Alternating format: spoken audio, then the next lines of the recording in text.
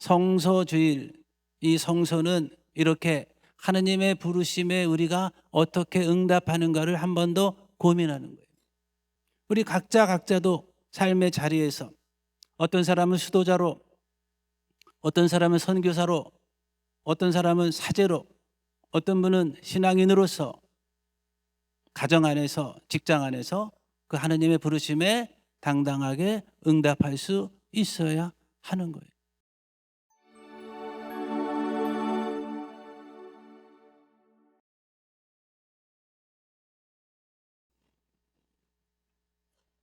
안녕하세요. 저는 여러분들 보고 싶었습니다. 지난 4월 22일 날 순례를 이렇게 가서 잘 돌아왔습니다. 감사를 드리고요. 오늘 복음 말씀에 양들이 나를 알아본다, 그리고 문지기가 나를 보며 문을 열어준다 하는데, 제가 이거를 이번 성주 순례 가서 체험했어요. 그 크로아티아의 드보로니기에 화장실 가는데 거기는 1유로씩 받아요. 나는 안 받고 그냥 들여보내주더라고. 그래서 이 문지기가 나를 알아보는구나. 로만 칼라를 하고 다니니까 신자분들은 저를 알아보고 또 인사하고, 그러면서 포틀랜드에서 온 신자분들도 저에게 인사하고 같이 기도하고 그랬습니다.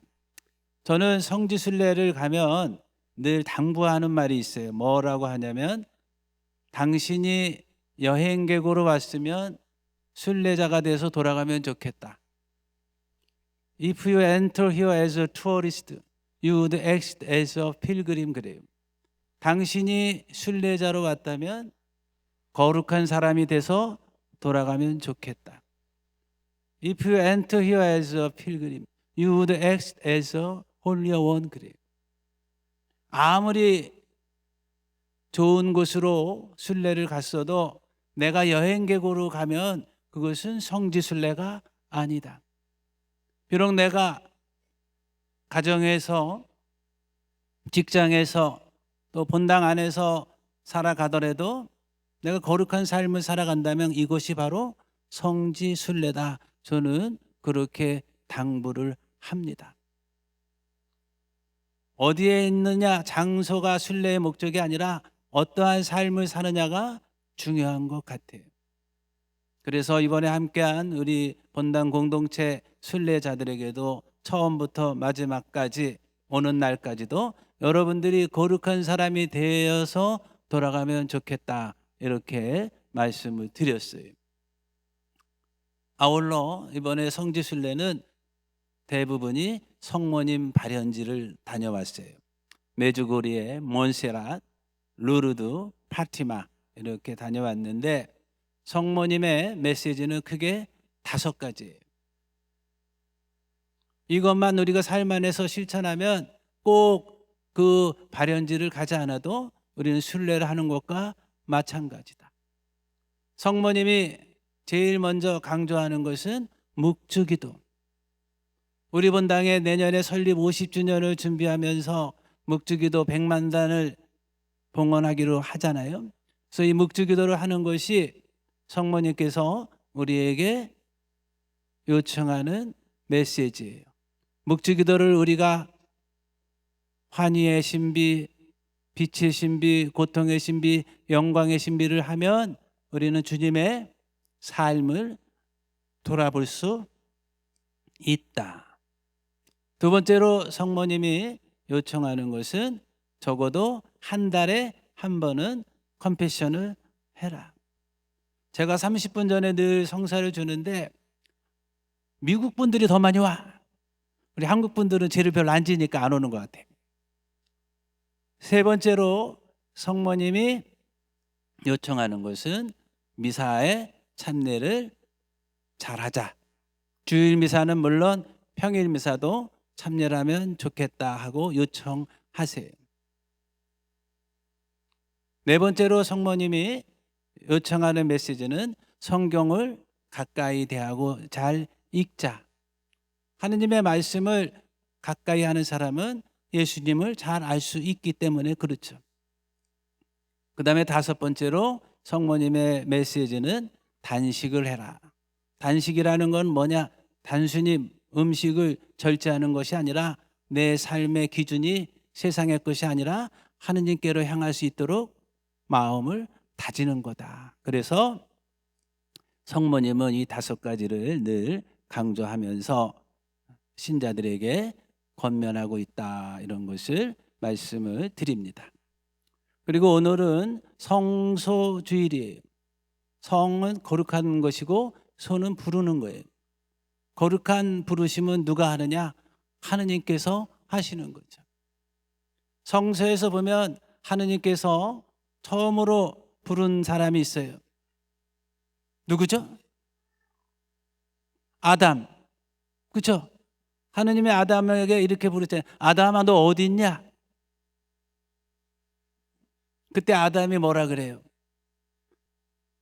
제가 선악과를 하느님이 먹지 말라고 했는데 이 여자가 저에게 먹으라 그래서 먹었어요. 가만 보면 아담이 참 쪼잔한 것 같아요. 근데 내가 잘못했다 하고 인정하면 되는데, 하느님이 아담을 부르신 것은 뭐냐? 너 도대체 지금 뭘 하고 있었냐 하고 묻는 거예요. 전지전능하신 하느님이 아담이 어디 있는지, 숲을 속에 숨어 있는지 몰라서 묻는 거는 아니었죠. 그 다음에 하느님이 또 부르는데 누구를 불러요? 카인을 부르죠. 카인에게 하느님이 뭐라고 물어요? 네 동생 아벨이 어디에 있느냐? 그렇죠? 그때 카인이 솔직하게, 하느님, 내 동생 재물은 잘 받아주고 제 건 안 받아줘서 제가 질투가 나서 동생을 죽였습니다. 그렇게 인정하면 좋았는데 카인도 뭐라 그래요? 제가 제 동생을 지키는 사람입니까? 그렇죠? 하느님은 우리를 부를 때 넌 지금 무엇 하고 있느냐라고 부르셔요. 그때 아담처럼 변명하거나 카인처럼 자기의 잘못을 감추거나 해서는 안 된다. 하느님이 우리를 부르실 때 우리는 솔직하게 저는 지금 여기에 있습니다. 저는 이러한 삶을 살고 있습니다라고 고백하는 것이 중요하다. 그 다음에 하느님이 우리를 부르시는 방법이 있는데 이때는 무엇을 위해서 부르시는가? 하느님께서 우리에게 사명을 주실 때 불러요. 그래서 창세기 12장에 보면 하느님이 누구를 불러요? 아브라함을 부르죠. 아브라함아, 이제 너는 내가 명령하는 곳으로 떠나라. 아브라함은 나이가 70이 넘었고 아브라함은 이제 편안하고 은퇴한 삶을 살아갈 수 있는데 하느님께서는 그 아브라함을 하느님이 원하는 곳으로 떠나라고 사명을 주시죠. 그때 아브라함은 묻지도 않고 따지지도 않고 하느님의 말씀에 순명하면서 새로운 곳을 향해 떠납니다. 그러면서 우리의 신앙이 시작되고 그러면서 믿음의 조상이 될 수 있었어요. 그 다음에 출애굽기에 보면 하느님은 또 누구를 불러요? 모세를 부르죠. 떨기나무 아래서 하느님께서는 모세에게 나는 있는 그 자다 하고 말씀하시면서 모세에게 너는 이제 내 동족이 있는 이집트로 가라. 모세도 그때 나이가 80인데 하느님의 말씀을 듣고 이집트로 가서 이스라엘 백성을 하느님께서 약속하신 그 땅으로 인도하는 그 일을 하는 거예요. 그래서 그 모세의 지팡이는 이스라엘 백성을 약속의 땅으로 인도하는 이정표가 될 수 있었어요. 또 예수님도 제자들을 부르죠. 예수님도 새로운 사명을 주는 겁니다. 베드로에게 이렇게 말씀하시죠. 너는 나를 따라라. 내가 이제 너를 무엇으로 만들겠다? 사람 낚는 업으로 만들겠다. 그러자 베드로는 그물을 버리고 예수님을 따라갑니다. 그리고 바오로를 부르죠. 바오로는 교회를 박해했어요. 예수님을 믿는 사람을 잡아 가두는 일을 했어요. 스테파노가 순교할 때 그곳에 있어서 그 죽음을 보았어요. 근데 예수님이 다마스커스로 가는 길에 바오로 사도를 불러요. 그리고 뭐라 그럽니까? 너는 왜 나를 박해하느냐? 이제 넌 내가 새로운 사명을 줄 테니 너는 이 복음을 이방인들에게 전해라. 그래서 바오로 사도는 이제 예수님을 믿는 사람들을 박해하던 그 율법학자에서 복음을 전하는 사도로 새로운 미션을 받게 돼요. 성서주일, 이 성서는 이렇게 하느님의 부르심에 우리가 어떻게 응답하는가를 한 번 더 고민하는 거예요. 하느님이 가브리엘 너 어디 있냐 했을 때 제가 변명하거나 누구에게 책임을 떠넘기는 것이 아니라 하느님 저는 지금 여기 달라스 성 김대건 안드레아 성당에 있습니다. 제가 부족함이 있지만 하느님께서 저를 사랑하시니 저에게 주어진 미션을 열심히 하겠습니다. 이렇게 주님께 말씀드리는 거예요. 우리 각자도 삶의 자리에서 어떤 사람은 수도자로, 어떤 사람은 선교사로, 어떤 사람은 사제로, 어떤 분은 신앙인으로서 가정 안에서, 직장 안에서 그 하느님의 부르심에 당당하게 응답할 수 있어야 하는 거예요. 오늘 예수님께서 이렇게 말씀하시죠. 나는 착한 목자고 양들은 내 목소리를 잘 알아듣는다. 우리는 어떻게 주님의 목소리를 알아들을 수 있는가? 주님께서 하신 말씀이 어떤 것이었나를 우리가 생각하면 되죠. 주님은 사람들을 칭찬하셨어요. 베드로, 너 잘했다. 내가 네 위에 교회를 세운다. 내가 너에게 천국의 열쇠를 준다. 칭찬해요. 예수님 또 칭찬하죠. 백인대장, 야 나는 이스라엘에서 이런 믿음을 본 적이 없다. 예수님 또 칭찬하죠. 하혈하던 여인을 말씀하시면서 너의 믿음이 너를 구했다. 너 정말 잘했다. 칭찬에 인색하지 않은 사람은 예수님의 목소리를 잘 알아들을 수 있다. 왜? 예수님은 그런 칭찬의 삶을 살았기 때문에. 또 예수님은 본인의 능력을 기꺼이 나눠줬어요.